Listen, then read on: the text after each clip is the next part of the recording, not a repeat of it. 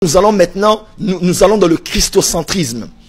L'homme meurt, mais maintenant nous atteignons la stature parfaite de Christ. Christ n'est pas Jésus. Ok. Vous dites que Jésus, c'est le Christ, mais Christ n'est pas toujours Jésus. Qu'est-ce qu'on doit comprendre? On doit comprendre seulement tout simplement. Dans le Nouveau Testament, vous allez voir, dans les épîtres surtout, Jésus et Christ sont des fois interchangeables. À la place de Jésus, on dit Christ, Christ, on dit Jésus. Mais souvent, Paul parle plus de Christ même que de Jésus. Il faut dire Jésus-Christ, il faut dire Christ, il faut dire Jésus. Pourquoi cela? Pas juste que c'est interchangeable, mais c'est aussi l'emphase qu'il voulait mettre sur certaines choses. Vous devez déjà savoir que Jésus est l'homme qui est né, l'homme de Galilée. Vous allez voir dans 1 Timothée 2, on dit qu'il y a un seul médiateur entre Dieu et les hommes, c'est Jésus l'homme. On dit Jésus l'homme, parce qu'au ciel, c'est pas Christ qui est au ciel, mais c'est Jésus qui est au ciel. Je m'explique. Jésus est l'homme qui est né, l'homme parfait, qui a vécu sans faille, sans péché, parce qu'il était 100% homme et 100% Dieu. Celui qui était dans le ventre de Marie. Dans le ventre de Marie, c'était Jésus. Et Christ, c'était le divin en lui, parce que Jésus est 100%, Jésus-Christ est 100% homme, 100% Dieu. Le 100% homme, c'est Jésus. Le 100% Dieu, c'est Christ. C'est Christ. Et Christ n'est pas le post-nom de Jésus. Christ explique au fait la nature de Jésus, sa mission et ce qu'il était.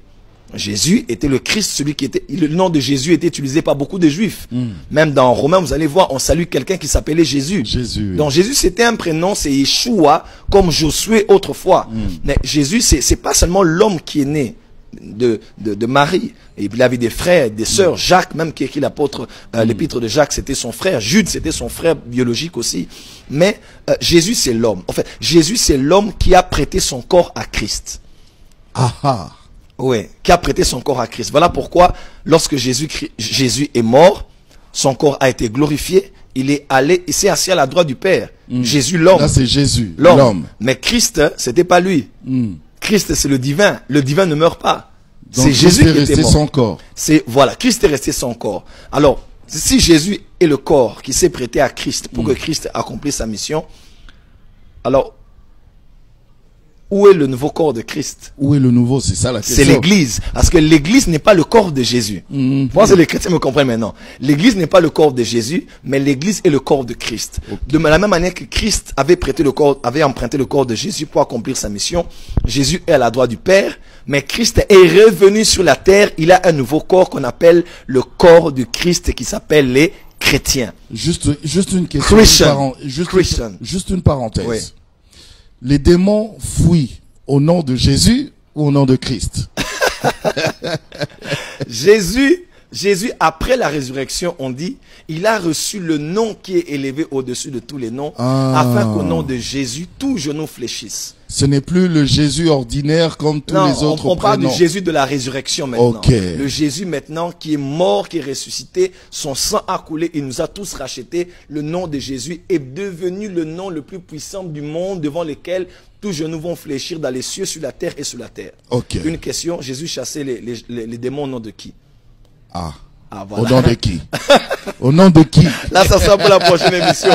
Donc, juste pour dire que une parenthèse, oui. Jésus est l'homme. Donc, nous sommes des chrétiens, vous avez dit. Nous sommes des chrétiens, comme Christ, Christian. Et non des jésuites. Enfin, juste comme ça. Juste comme ça. Alors, vous allez voir, si je mélange avec la spiritualité, on parle dans le monde de Christ cosmique. C'est-à-dire que même les bouddhistes et les autres disent que Jésus c'est lui qui a atteint l'ascension. Parce que Christ n'est pas qu'une personne, Christ est une dimension spirituelle. Et cela, c'est pas faux dans le christianisme. Vous allez voir l'apôtre Paul dire que Christ soit formé en vous. Quelque part, ils disent, revêtez-vous de Christ. Quelque part, il dit, Christ en nous l'espérance de la gloire. Quelque part, il dit, celui qui est en Christ est une nouvelle création. Quelque part, il dit que nous allons atteindre la stature parfaite de Christ. Donc, Christ n'est pas le post-nom de Jésus. Christ est une société aussi, parce que c'est là où nous vivons. Nous sommes en Christ. C'est une position spirituelle. Christ, c'est aussi une stature, la stature parfaite de Christ. En fait, Jésus est le chemin qui nous mène à Christ. Ok. L'homme de Galilée, Jésus-Christ, Jésus de Nazareth, son mode de vie, comment il parlait, comment il vivait sans péché, Il nous a laissé un exemple pour savoir comment vivre en tant qu'homme, mais dans les standards de la divinité, sans péché, sans tomber, résistant au péché, plein de compassion, d'autorité sur la nature, sur la mer. Il marchait sur les eaux. Il est monté sans ascenseur, ni hélicoptère, ni avion. Il a défié les lois de la pesanteur. Il a maudit un figuier. Il a changé l'eau. Les théologiens disent que lorsque les eaux virent Jésus, elles rougirent. J'aime beaucoup cette expression. Et l'eau est devenue du vin. Et c'est Jésus, l'homme, il est venu nous montrer comment on doit opérer comme Christ. Ok. On doit vivre 100% dans la perfection en tant qu'homme, mais dans les standards de la divinité ou les lois de la nature. Écoutez-moi, vous avez vu les X-Men, vous avez vu les X-Men, les Avengers, les gens qui maîtrisent les lois de la nature, la matière, l'autre qui maîtrise le froid, les quatre fantastiques, bientôt ils vont encore sortir. C'est là où l'église est en train d'aller. Les avatars. Voilà, vous allez maintenant voir l'église opérer. C'est pour ça que le christianisme ne doit pas être une religion de moralité, on vient chanter Alléluia, Non, Amen. nous, on pourra atteindre le niveau où on peut gérer le vent, Oui, le feu. oui. Les quatre éléments. Les quatre éléments. C'est là où nous allons. Voilà pourquoi on peut parler et l'argent apparaît. On peut parler et une femme qui n'a pas de trompe garde son enfant sans trompe ni matrice et elle met au monde au 9e mois. Vous, prophète On Joël. peut parler, des dents apparaissent dans la bouche des gens sans qu'on soit passé par un dentiste. C'est pour cela que on peut arriver. Il y a un homme qu'on appelait Saint Patrick, il avait la capacité de ressusciter des morts qui étaient morts après 6 mois, après 3 ans, après 7 ans. Parce que quand on dit résurrection des morts, on n'a pas dit des morts qui sont morts, ça fait 3 ans. Il peut aussi être mort, ça fait 10 ans.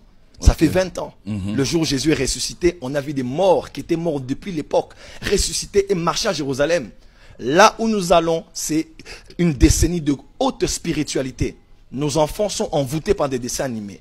Nos plus âgés à l'université, par des professeurs qui leur parlent du monde quantique. Du monde quantique qu'on a aujourd'hui dans Avenger. Vous voyez? Et toutes ces choses-là sont à la portée de tout le monde. Dans nos entreprises, on est en train d'initier nos enfants à la voyance sur Internet, à beaucoup de choses.